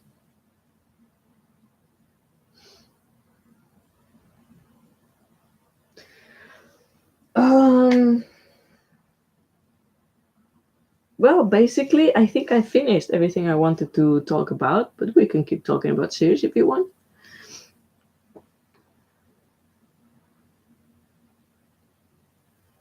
Those are good. Which ones are good? I'll never give up on American Horror Story. I do think it's a very clever idea that they develop with that series, like keeping, it's not the same cast in all the seasons, but keeping most of the same cast from one season to another, but changing the story and the characters. I really dig that. I like that. But the first ones I wasn't able to watch. Then I started the Witch Coven season. I, of course, I thought that was interesting, but it was kind of too violent and visceral for me. I have to admit I've become hypersensitive when it comes to entertainment and series. I mean, yeah, we're all used to a degree of violence and rawness, but all this, I'm sorry, I'm not saying they're bad. They're great productions, and they have great casts. But all these TV series, Game of Thrones and The Walking Dead and True Blood, I remember True Blood. I watched True Blood, not the whole series, but the first seasons. And I think that was the first TV series that it started to weigh too much on me. Like, this is too gore. It feels like now everything has to be more violent, more explicit in your face, more disgusting, more raw. I don't know. I don't need it. I don't watch the news because it feels upsetting and it feeds that dense energy. It makes me feel angry. It makes me feel bad. It's just bad, frustrated, and depressed. And then I look around me and everything seems bad. Coven? Coven. Did I say it wrong?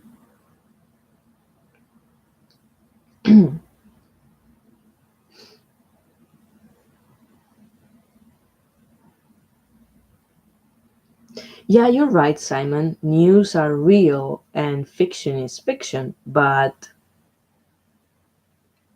it it taps into the same. I mean, maybe it's me because I immerse too much in fiction. Like, I go to the cinema and I get out of the of the cinema like I'm in the movie for a few minutes. I watch around me and everything looks different. So maybe it's me. You said it perfectly. Okay, Zach. Okay. Coven.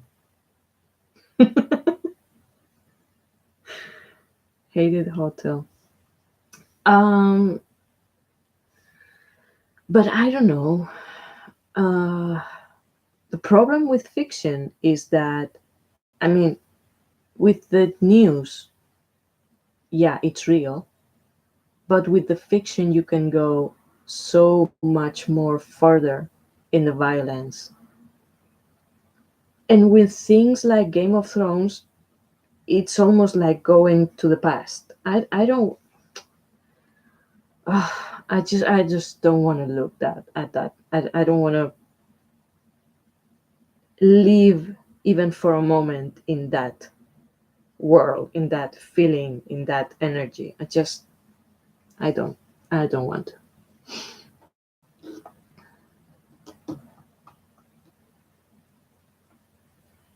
Right, Lucy? Yeah, the violence seems to have escalated. Yeah, it's true. And I recognize when we are as a collective, obviously, all this stuff has a lot of public, a lot of watchers, um, a lot of following. People love it. That scares me, to be honest, because it seems like we still need to dwell in that dark energy. Even when people do recreations, like historical recreations of war, it kind of scares me. And it's like, do you really need to connect with that again? Do you really want to feel like go back in time in that specific moment in a war? Do you really want to connect with that? Obviously, as a collective, a big part of us still need to connect with that violence and war, and like we don't have it already in the present moment. Some people need to go deeper into it. Okay, I understand that. I accept that. But it's a little bit frustrating because you look around and it seems like we don't evolve. We don't go forward. We go backwards. I know it's not like that. I know it's just a part of it, but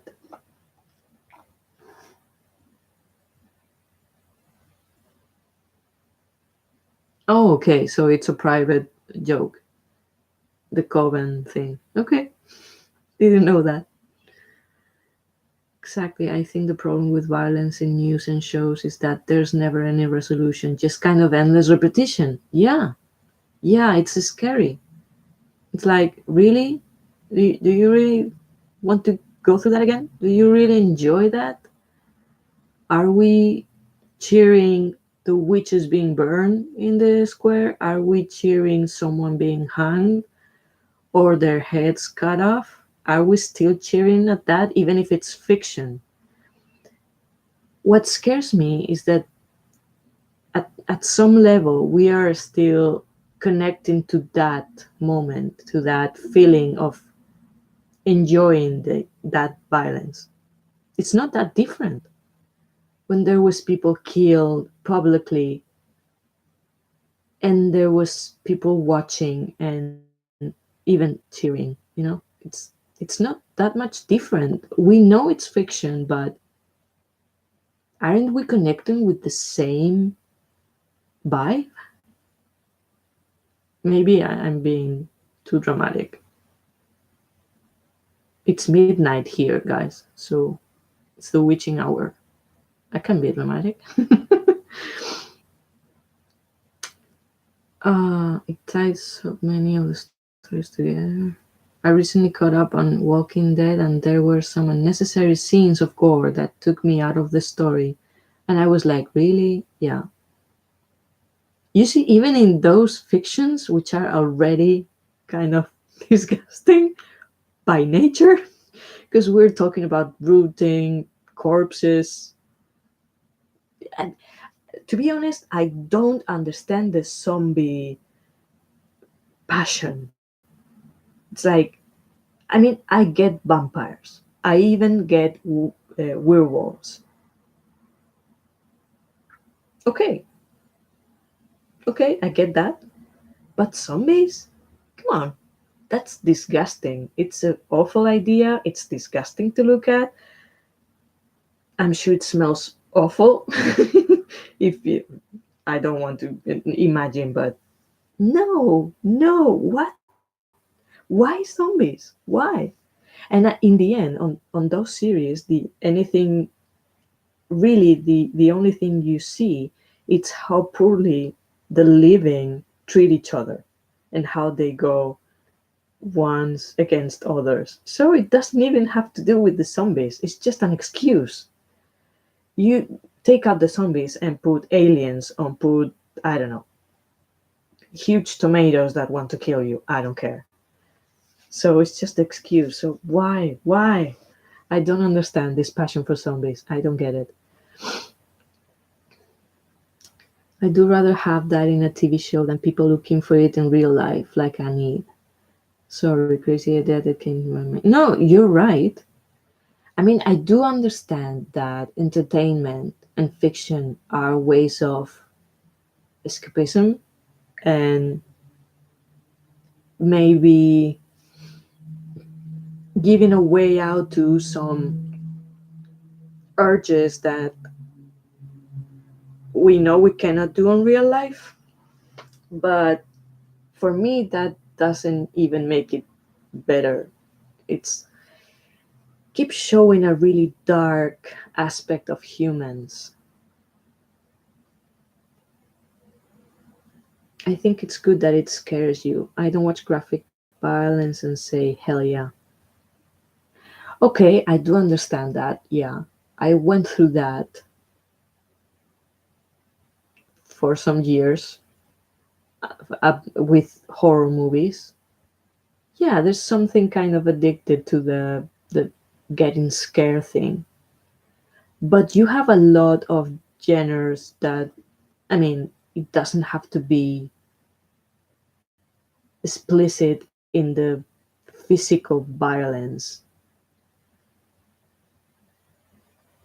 And to be honest, by the end for me, it was harder to swallow Game of Thrones, for example, than The Walking Dead. I got tired of The Walking Dead. I saw a few episodes here and there in the first seasons, but I just it's all the time is the same. It's so much drama and kind of like apocalyptic drama, which I cannot really swallow at all. It's like, okay. whatever. Just watch the news. You don't need these apocalyptic things. But Game of Thrones was just every kind of violence of each other on each other, like mentally and emotionally and physical and no. But again, those are really good series, good productions, good everything. It's just I'm really getting hypersensitive, so there's not a lot I want to watch. Ironically, I've been watching the series Grimm. I don't know if you know this American series. And you have lots of monsters, kind of monsters, because it's more like crossings between humans and animals. But that's interesting also. Any of you know Grimm? Oh, the Purge. Oh no. Oh, I think I saw a trailer and I was like, no, thank you.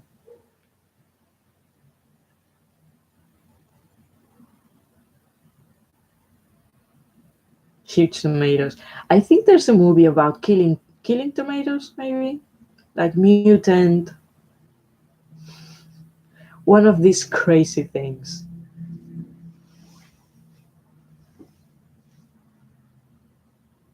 Oh, so Game of Thrones went downhill? What a surprise. I mean, you cannot keep killing and expect people to keep being surprised. At some point, it gets okay.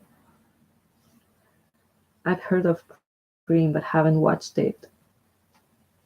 Me with most shows. Well, it's an old show, kind of old. It's already been finished. It's 6 seasons, and I'm actually watching the fifth one. It gets kind of crazy by the fourth five. It gets kind of weird. The changing, I mean the story, how it develops and the characters. But yeah, it's nice. I do like it. I mean, if you like monsters, and it's it's interesting because the premise of it is that you have this principal character, the guy Nick, that it's a Grimm. He doesn't know he's a Grimm. He's supposed to. It's in his family, and he's supposed to hunt and kill monsters. He can see them, and nobody can see them. He can see them change for a moment, the faces, and that's how he recognized them.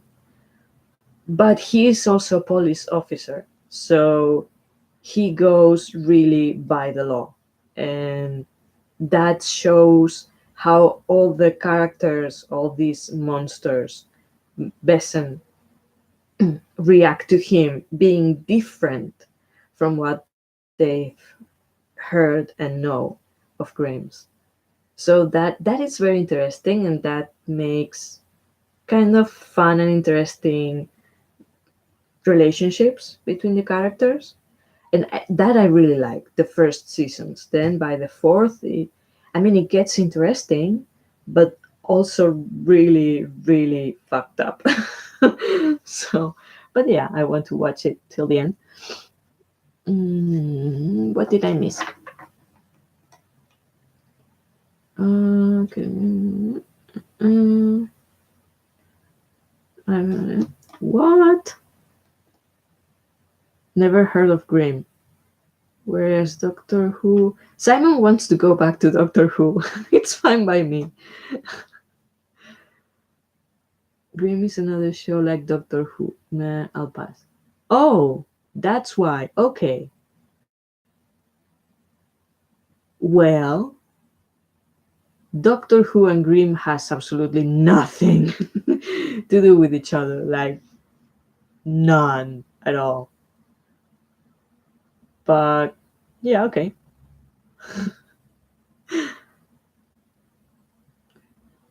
Oh, for a moment there, I read Got Talent, and I was like, no, that's another show I don't want. Game of Thrones, okay. I don't like Grimm very much. Yeah, I mean, um, eh, it's different. It's a Wolf Among Us knockoff. Um, I'm not sure about what that Wolf Among Us is, but it's not. I mean, you have kind of. It's not werewolves. They don't fully transform into wolves. It's more like they're called blue bats, and they're supposed to be like wolves, but it's not a full transformation. And you have how's the word, beavers. You have kind of like mouse or rat, or kind of like felon, different. It's like the entire zoo. You have the entire zoo. And also kind of witches, but they look more like demons, um, kind of corpses, half human. It's it's darker in the visual aspect, but it has a humor in it. There's a character Monroe. He's a bluebot. It's a kind of like a wolf, but a vegetarian wolf. So and he has a really nice dynamic with Nick, with the Grimm. They're both special characters. I do like, especially Monroe. He's great. And here I go talking about Grimm, a series that nobody watches. Now, Fringe is my Doctor Who. Fringe. You see, I really loved Fringe. I didn't finish it because I didn't like the last season. I couldn't I couldn't watch it. It was like I don't like where this is going. I don't like where this is going, and it went that way. So I do have to finish Fringe. It's over. Yeah, like a few years back. Like what's Fringe? Fringe. It was kind of like a crossover between the X Files.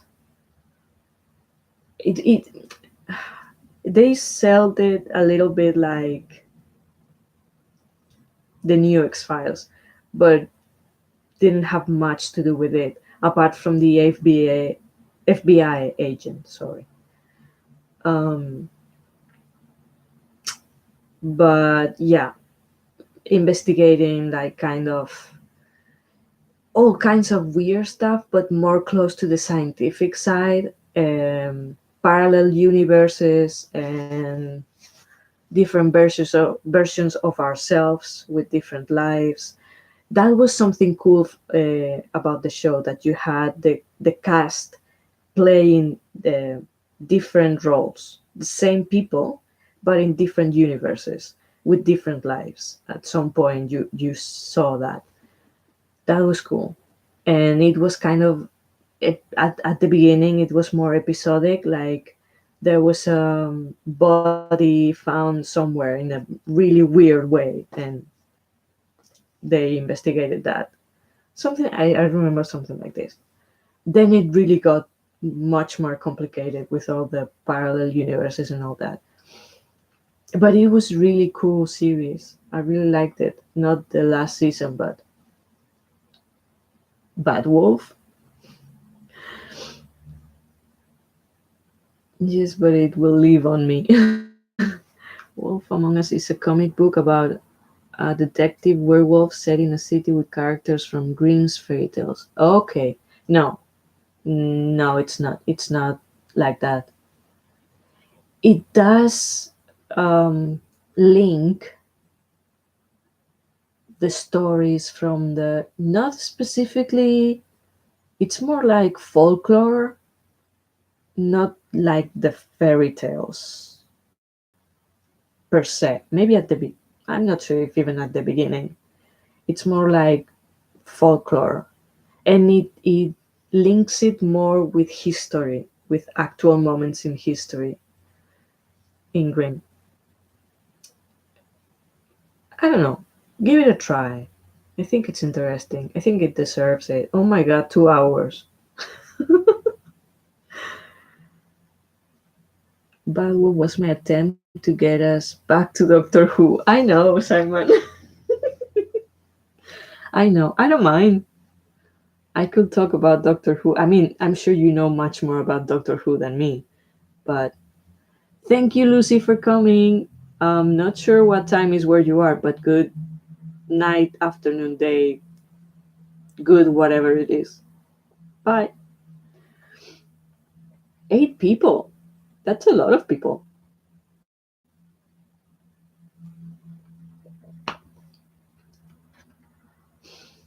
Am I watching anything else? Mm, Grimm, A Discovery of Witches, Doctor Who now.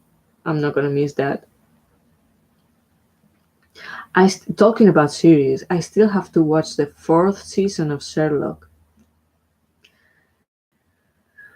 I really like Sherlock, but I got the vibe that it was gonna be really, really dramatic, and I was like, oof, not in the mood. So I still have to watch it.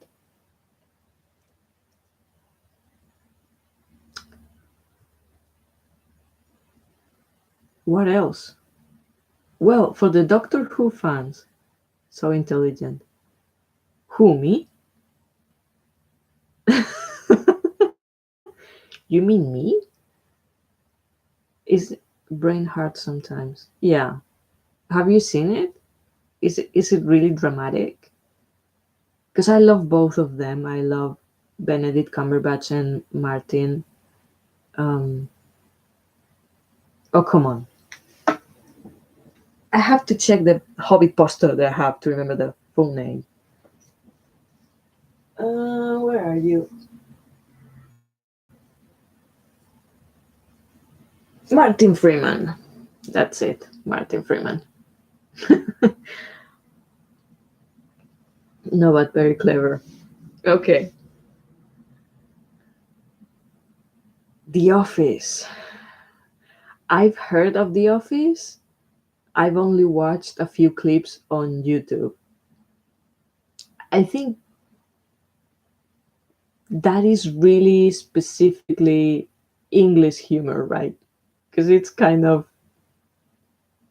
okay.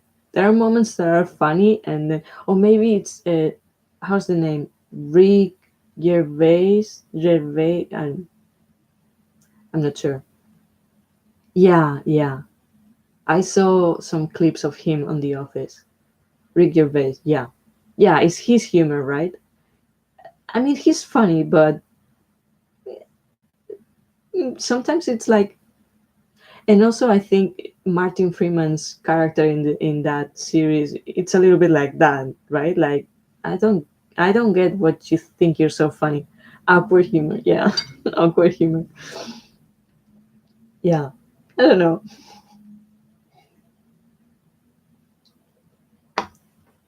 Uncomfortable but hilarious. Mm, yeah. For humor, I do prefer stand-up comedy, to be honest. I only watch the American version. I haven't watched the American version either. I like humor that's on the edge. Is that the show that has an English version? There's a lot of English and American versions. I've watched The Office with Steve Carell. Oh yeah, I could be totally off on his name. Yeah, I think that's him.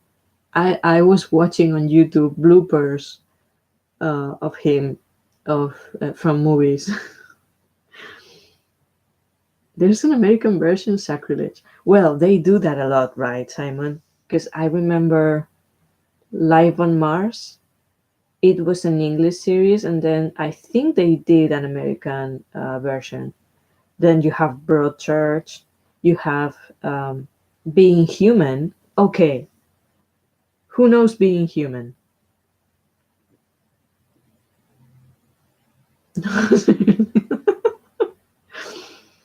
Being Human was oh my god, I'm really shocking, Simon. Please tell me you're okay. Which one was the big scary news? Life on Mars, Broadchurch, being human, with the vampire, the werewolf, and the ghost as roommates in England.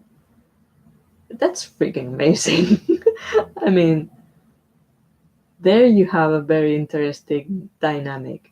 It gets messy, of course it gets messy, especially, well, I think especially with the vampires.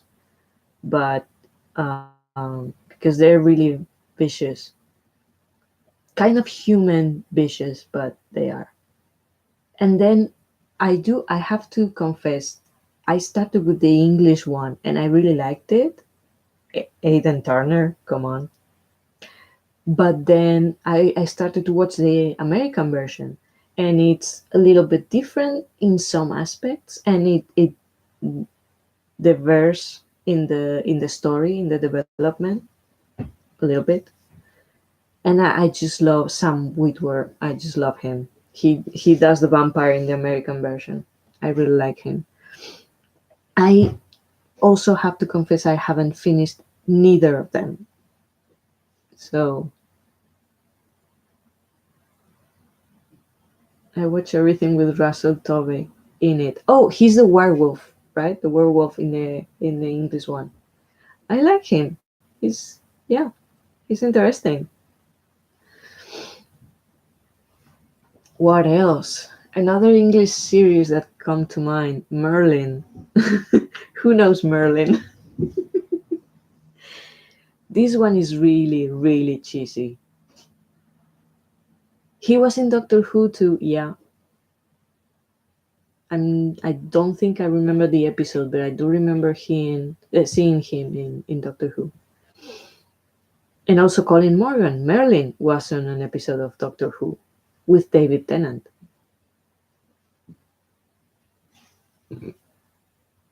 Who else is going to watch the new Sabrina show? I saw the trailer. Wow, it looks intense. A little bit darker for my taste. I mean, I feel attracted to the darker vibe, but when it gets a little bit too vicious, there's where they lost me. And I think it looks interesting enough, but at the same time, it really walks by the trailer alone. It walks in that edge.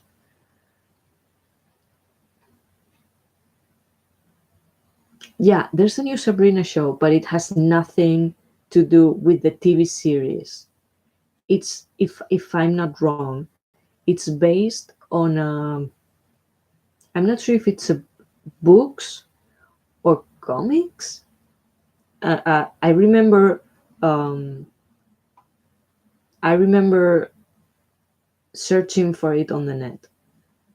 Maybe they're books. Zach, maybe you can tell me if I'm wrong. But it's a different. It's not based on the old TV series. It's based on another source. See, I see. Oh, see.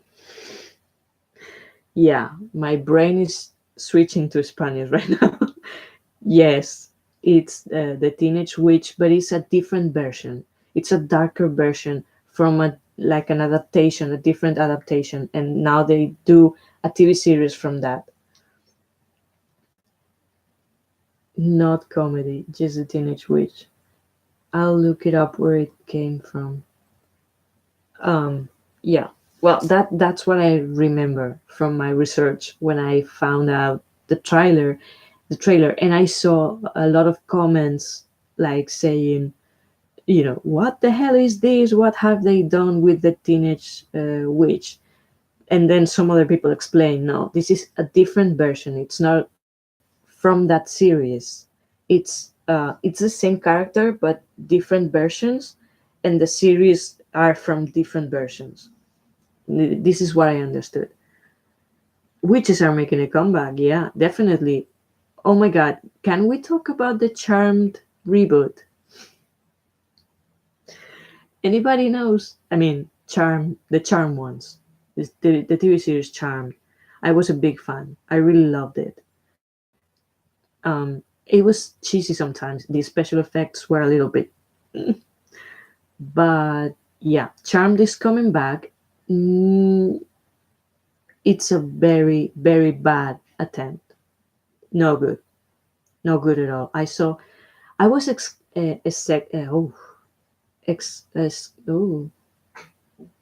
hello brain, a skeptic. Oof, there you go, skeptic.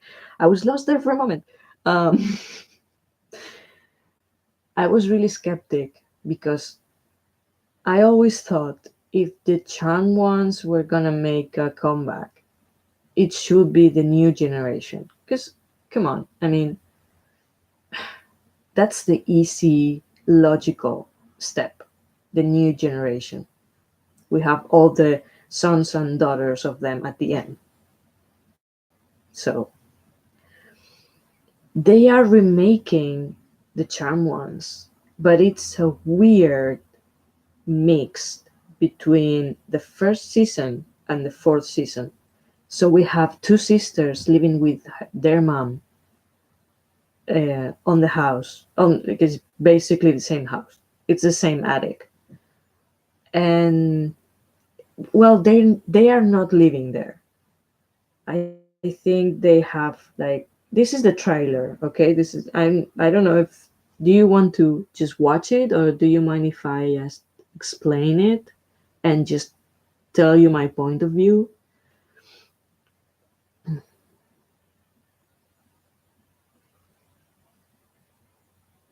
Yeah, Sabrina is from the Archie comics. Sure, I don't mind. Okay. So this is a trailer. I haven't watched anything. I don't know if they released any other trailer, but the one that I watched and then the shitstorm was on the internet. The reaction videos from a lot of people, and I must admit, I saw a lot of reaction videos from gay fans of Charmed, and they were so entertaining. I mean, I have to admit, I loved them. They were so a little bit over the top. Of course, I don't mean all gays are over the top, but the ones that I saw casually, they were all gays, obviously gays, and being really dramatic. But they were very right in almost everything they said. So the trailer starts with two of the sisters. I mean, there are two sisters and the mom.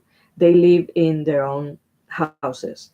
And at the same time, there's another girl that passes by in front of the mansion and sees the mansion and freezes. Um, One night, the mother is alone in the house, in the attic, making a spell. And we see a lot of, uh, I don't know if they're crows or ravens or whatever it is. The thing is, um, she tells the girls that, of course, this theme through the series that the sisterhood is the most important thing. That's the link of their magic. So the mother starts telling the daughters this thing, talking about the importance of their sisterhood, and they're mocking her. So they go to their own places, and the mother is at night making this spell, and something happens, something gets in the house, and we see one of the sisters calling the other, saying something's wrong, go to mom's house. And when they arrive, they found her, she fell from the window of the attic, and she's dead. So years pass by, and one of the sisters is really obsessed and pissed off still with the mother's death because she believes it wasn't an accident, and the other sister just want to forget about it. I have to say, they are basically teenagers. Like they are really, really young. It's obviously marketing the teenage audience, which is uh, just really okay. So they have this huge drama with the death of the mother, And then this other girl appears older. She knocks on the door. They are yelling at each other. She knocks on the door and they open, and she's like, "Hi, I'm blah blah blah. I think I'm your sister." And she shows a picture of her as a baby with the mother in front of the house. Okay. Um, is it CW? There's a lot of teen trust. I think it is, Zach. I'm not absolutely sure right now, but it might be. Yeah, CWB. Yeah, might be. So we have a new sister. What the hell? Now we they cut and they show one of the pissed off sister, the one that it was like, I know it was a murder, it wasn't an accident, blah blah blah. She's talking to a friend in a bar, well, in a coffee shop. Better, it's a coffee shop, and they're daylight, full of people inside and outside, and she's saying like, can you believe this, a girl shows up at our door and she says she's our sister and what the fuck, and she doesn't move a muscle. She's just talking, and suddenly everything around her, in the place and outside, freezes like Piper. But she hasn't moved a muscle. She's not doing anything. And I'm sorry, but that was kind of the funny part of like the reaction was also kind of like physical, not with Phoebe at first, but I'm gonna have to head off to bed, guys. Good night, Simon. Thank you for coming. So yeah, I will finish this quickly, and then maybe we can finish. But so she freezes everything without moving a muscle, which is like, no, really, no, no. This is no, for me, it's not working. Then they cut to the older one, the one that came and said, I think I'm your sister. She's in a bar talking with her boyfriend, I think, about going to the house and saying this. And she's like, no, that's okay. It's not a big thing. And the other is like, then why did you went there? Like, if you don't care, if you think you're okay as you are, why did you go there? And she's like, I don't want to talk about this. And she has a beer in her hand, and the beer goes in a diagonal straight, missing the boyfriend, crashing to the wall, just like that. And she's like, "Oh, I'm drunk and clumsy. I should go." Really? Then they show the other sister, which I think is the younger one, and she's in a party, and she shakes hand with another girl, and she starts to hear their thoughts. And then there's a really weird moment when she, in a straight line, okay, she's in a party, but she's supposed to go in a straight line to the exit, and bumps into she bumps into everyone, just because with the physical touch she can hear the thoughts, so they need the physical touch, so she bumps into everyone just so we hear the voices in her head. Okay, this is where it gets awful, because till this point it was bad, but now it's the worst for me. So we see how each of them, or at least one, they get like something in their head, like they get um, what is the word? You know what I mean. So which one is the new supreme? Supreme? I don't know. But abducted. So they get abducted, okay, with the bag in the head and everything. This is what we see in the scene. One of them at least gets a bag in the head, and they get abducted. And then when they take off the bag, they are with ropes in the chair in their own attic at home, in the home, in their mother's home in the attic with ropes, 2 chairs. They get abducted and took to their own home. And there we see a white guy, yes, a white guy, kind of like a cross between Leo from Charm Ones, and Giles from Buffy. And he goes to explain them who they are and what is their destiny if they accept it.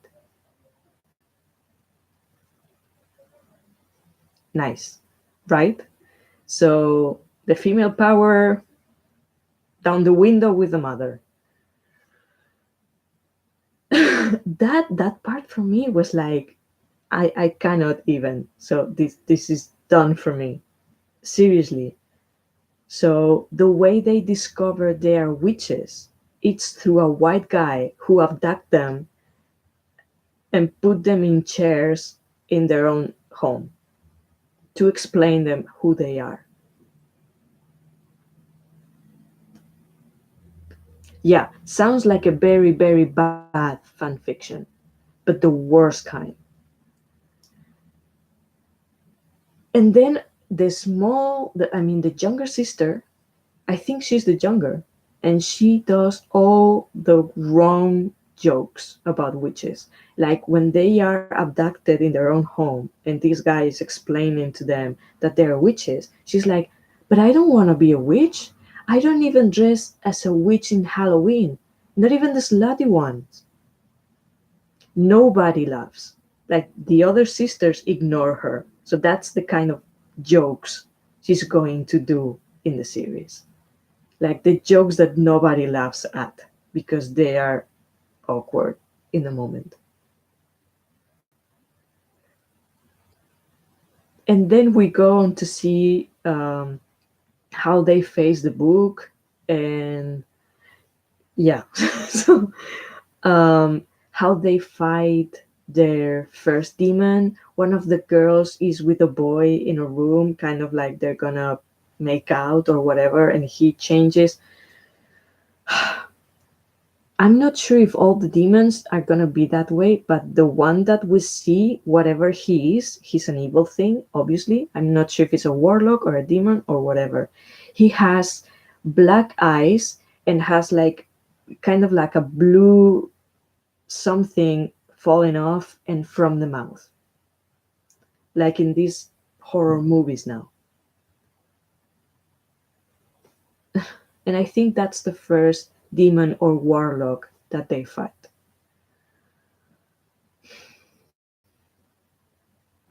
And all the time having this white guy as their watcher or guardian or whatever. So you can imagine some people liked it. Okay. I mean, if you are into that kind of teenage supernatural drama with cheesy jokes and teenage angst, okay, you're gonna like it, fine. But a lot of the fans of the original Charm ones, it's like, no, just no. Just no. So that's why the reactions from the fans were so hilarious. Oh dear. I was even thinking about watching the first episodes, like 1, 2, maybe 3. I'm not even sure if I'm gonna have the stomach to watch them.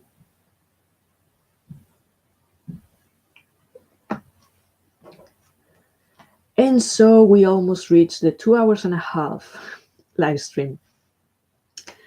And it's more than half past midnight here. So guys, I really appreciate you all coming. I really enjoyed it. I think we covered a lot of stuff. At the beginning, it's all the witchy books and a little bit of one of the tarot books. If you want to know about that, you can then rewatch the beginning. Then I have like Green Witchcraft, a few books. Haven't read them yet. The one that I'm reading, this one, just a little bit of everything. And yeah, then we got into the TV series. So if you want to watch the beginning later, yeah, no, thank you. I mean, I wasn't even sure about doing it because I knew there was another live stream. So thank you very much, all of you, for coming. It was really fun. I do like these more relaxed sessions for me, not like my other channel, it's more readings.